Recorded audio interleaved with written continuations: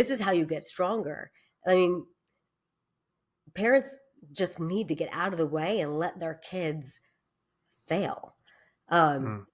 right? We give our kids a lot of freedom. And I'm like, there's very few things you cannot recover from, and I lay out basically the two that are like permanent. And I'm like, beyond that, it's recoverable.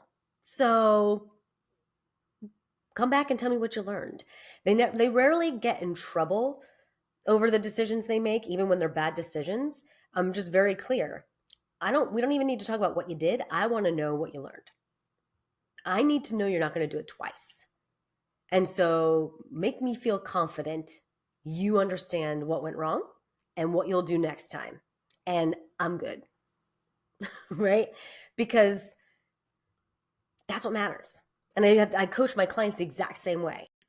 And it gave me a lot of wisdom later in life that had I been kept in a safe space and protected from harm my entire childhood, I wouldn't have. Yep. But I wouldn't have the resilience that I have now because I didn't go through those experiences. But I think that in order to have that, you need to have a lot of confidence in your authentic self to not worry about how you're going to affect them and just be you and let them be them. Right. Yep. So is that where we start to go back to self-love and the authenticity part? So I think it's coming again as a parent, worry about your journey, because the better you can exemplify a whole, healthy, self loving life, the more your children will grow up to have a whole, healthy, self loving life themselves. They're going to do more and take more away from what they observe, what you ever tell or teach them. My mother told me every day, I'm beautiful, I'm this, I'm that. None of that stuck. Watching what she said to herself and the choices she made, that's what stuck. If she had lived a life of self love, if she had been the one to be like, you know what, you're in timeout because mommy needs an hour to herself, self entertain, figure it out, which my mother did. I'm now very good at that, right? Because she was like, this is what I need and I'm going to fulfill my needs. And so I think from a parenting standpoint, we've got to really, self love is focusing on what are your needs? Do you need quiet? Do you need space? Do you need laughter? Do you need romance? What do you need? And then go get it. And set the boundaries you need to with the various people in your life to make sure you get it. Because nobody else is responsible for your happiness but you. Hmm. And it's kind of the same for your kid.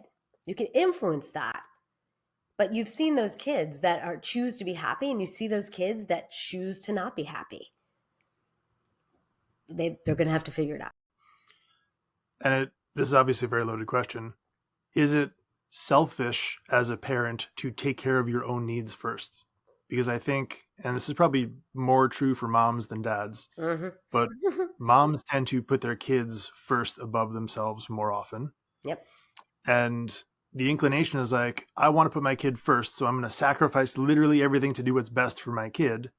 And in doing that, you're destroying yourself and you find yourself like a shell of who you were and you struggle with so much stuff. But B, you're actually then causing more harm because you're showing your kid, hey, this is how to live. Yeah. So No. like, how So do you juggle that? I don't think it's selfish to put yourself first. And in fact, I think it's selfish not to, because of what you just said. Your kid is going to watch you. And I tell all of my moms, you are a woman first. And then based on the order of operations, you are a wife second and a mother third. That order is where it needs to stay. The woman always needs to come first. Everybody's happier.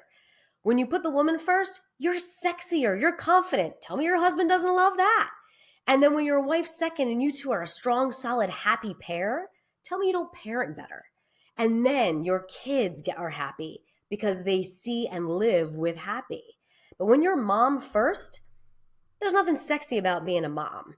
There's nothing free spirited. Being a mom is hard. It is draining. There's crying and whining and diapers and bottles and then back talk and cleaning up constant messes. Like, you're exhausted. There's nothing sexy about being a mom. There's fulfillment. But so when you're a mom first, the kids don't become self reliant. The kids don't become resilient, and the kids do not become confident. You are raising children that are just steeped in not enough because you don't demonstrate trust in their abilities. You don't say, go because I trust you will survive. I trust you will fall down and you will get back up. I trust you will learn and make better decisions. When you don't trust, your kids have nothing else to believe, but they're not enough. And so I think it's absolutely selfish to put parenting first Mhm. because nobody in the family is happy when you do.